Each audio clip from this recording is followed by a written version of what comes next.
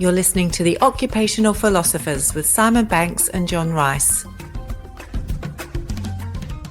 Hello and welcome to the Occupational Philosophers, a not-so-serious business podcast which mashes up creativity, curiosity, imagination, play, with a little bit of philosophy thrown in for good measure.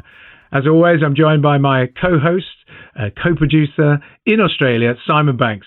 Simon, how are you doing? I'm well, John. And have you heard of an artist called Wassily Kandinsky? And it might be said Vasily. I'm not sure if I've got that right. Do you know this guy? Could be Vasily. I think I do. I think I might have had a print of his on my wall when I was in my earlier days. Not as a student, because I had other posters on my wall as a student. Which should be left to that pile as well. As I got more sophisticated, probably had a Kandinsky somewhere in the hallway. Yeah, slightly dog-eared. Yeah, and a French movie poster as well, just to look cool and socialist and that type of thing, and creative, a bit arty at uni. Exactly, yes. So I think I've heard him. He's quite abstract, I think, as I recall, with geometric shapes and lines and lots of colour, yeah. Now, I've been reading a book, a really nice book, which is called See What You're Missing, 31 Ways Artists Notice the World and How You Can Too. And reading about Mr. Kandinsky, he has a talent where he sees images when listening to music and hears music when looking at images. I'm like, ooh, what's this? Now I've dived into it. Do you know what this is called? You ever heard about it? I do think synesthesia is my recollection of this. And I do know someone who has this, and they do see colours when they hear sound. So I had heard of it from their perspective. And it's not just you watch something and you get a sound and vice versa. Like you might smell coffee and that triggers another reaction in one of your senses as well. But I'll give you a little bit more of an official explanation. Synesthesia is a phenomenon where stimulation of one sensory or cognitive pathway leads to involuntary experiences in a second pathway. It's a blending of your senses. So someone might see colors when they hear music or associate specific tastes with certain words. So let's say you're in class at school and the teacher says, stop mucking around. That might make you taste, I don't know, chocolate. True. Or we're now just about to start our maths lesson, and that makes me taste a sharp lemon or something like that. Yeah. Okay. Yeah. Now, obviously, there's some research around this, and it's a very active area of research. But here's some of the theories. There's one called cross-activation theory, which means stimulation of one sensory or cognitive pathway triggers the automatic activation of another pathway in your brain. There's another one called disinhibited feedback theory, which just means there's less inhibitions between different parts of your brain that wouldn't normally talk to each other. They hang out, if that's a better way to say it. And there's also a school of thought that it might just be you're much better at perceiving things and paying attention to the world. So it might be influenced by selective perception and selective attention. So there's a possibility we all could have this, but we don't tap into it.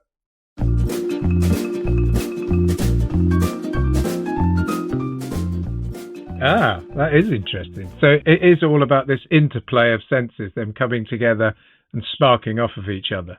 I like, as it says in that opening thing about sort of you've got different pathways to the brain.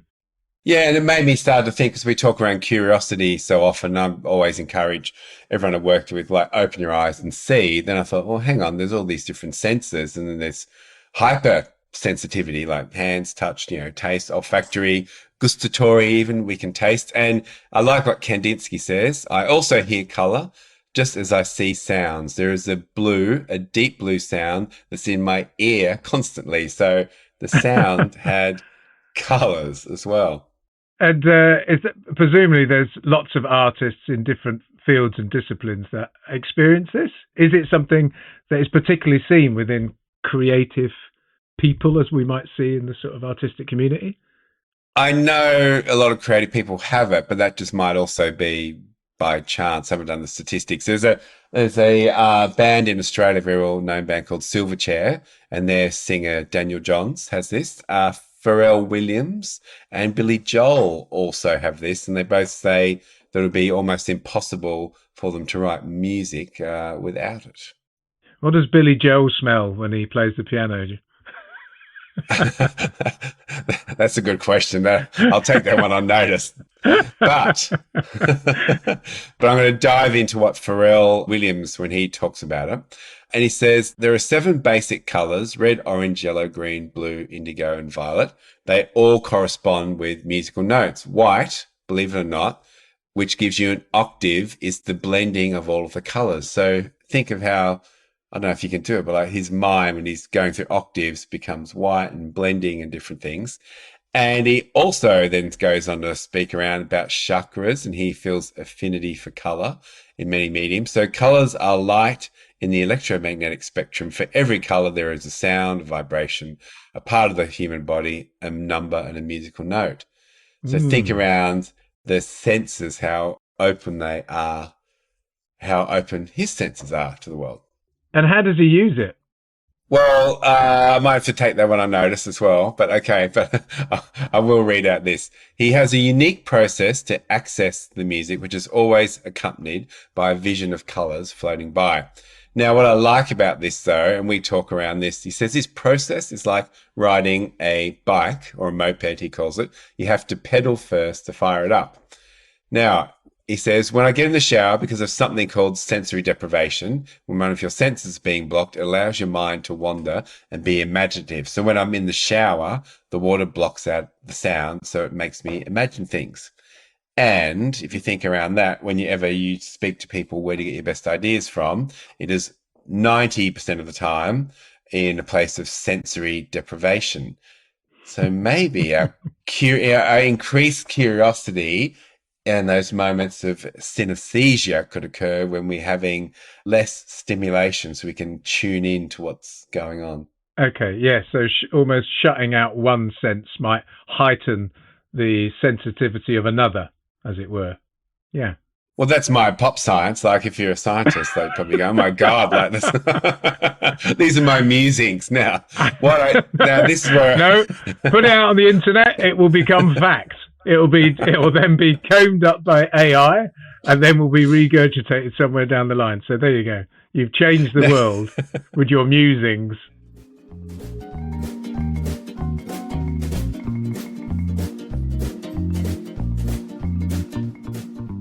Now, being a little bit more curious around this and how we pick up on cues and also things like energy, which we can't see.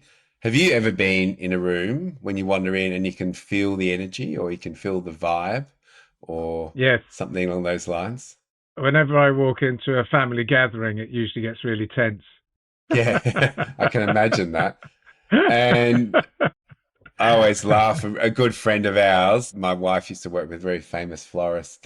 We used to work, and it was often joked about him. He could chill a room of 100 people just by wandering in. So it's a hard concept, I think, to explore sometimes because you can't see it. However, you can feel it. So I was thinking, diving into this space around sort of synesthesia, what's going on when you can pick up the vibe or the atmosphere in a room, and you have sensory input. So you get visual, auditory, and olfactory cues. So the smell, what you see, and what you touch in the room and listen to gives you some cues. And emotional processing. So our amygdala and our prefrontal cortex take in information, sensory inputs, social interactions, and context. That's picking up on things, going, "Oh, okay, I see what's happening here," and processing that information. And then also our automatic nervous system will trigger certain responses in us, with like our gut and breath and the way our internal energy might go up. And our insula integrates our bodily sensations with emotional experiences, so we enhance our awareness of the room's atmosphere. So it seems there is things which help us read the room as well. And then, yeah. So that might be where we intuit stuff. And we often talk about gut feeling. We get a gut feeling, don't we? Something doesn't feel right, and you feel it there, or something smells off. Yeah. That's just your fridge. Yeah. It does actually smell off. Yeah. And as you've been talking about this, Simon, obviously I've been thinking about how much this blending of senses and idea of colour and compared to feeling come together. So we feel blue, we see red, someone's perceived as being green, which means they're new in some regard. And of course, you can taste the rainbow, as they say in the Skittles advert. Oh, okay. I didn't know that one. We don't allow sugar in our house. We turn that off. But with the gut, and look, there's so many great podcasts on this as well. So there's wonderful. I listen to a lot around the scientific explanations around this. But we have our central nervous system in our body. But we also have our enteric nervous system, which is the millions of neurons that regulate digestion and communicate with our central nervous system, which is in our gut. So you often hear people go, oh, your gut's like a brain. But absolutely, it is like a brain.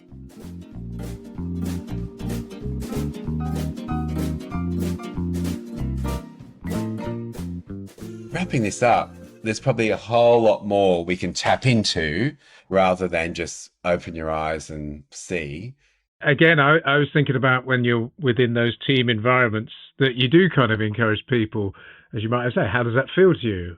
What do you see? Yeah. What do you see could be a challenge here? What do you see as the opportunity? And are we hearing the same thing? And so I think you can sometimes tease that out, the gut instincts, by framing a question that asks people to tap into the brain in the gut, as it were. And it can be really useful, actually, outside of the facts and figures of something. Just asking people how they feel about it can sort of elicit something a bit more deep within them that could be quite useful.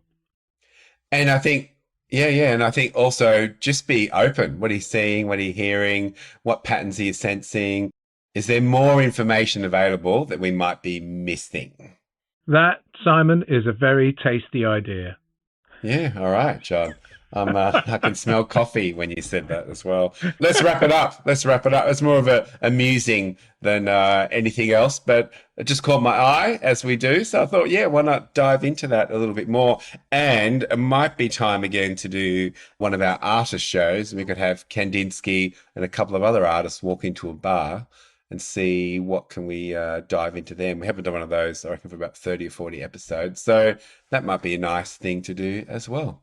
Yes, and it's encouraging me to dip into the philosophers' archives as well. So maybe I'll bring out some more contemporary philosophers, maybe, and have them walk into a bar as well. There we go. We made a commitment publicly.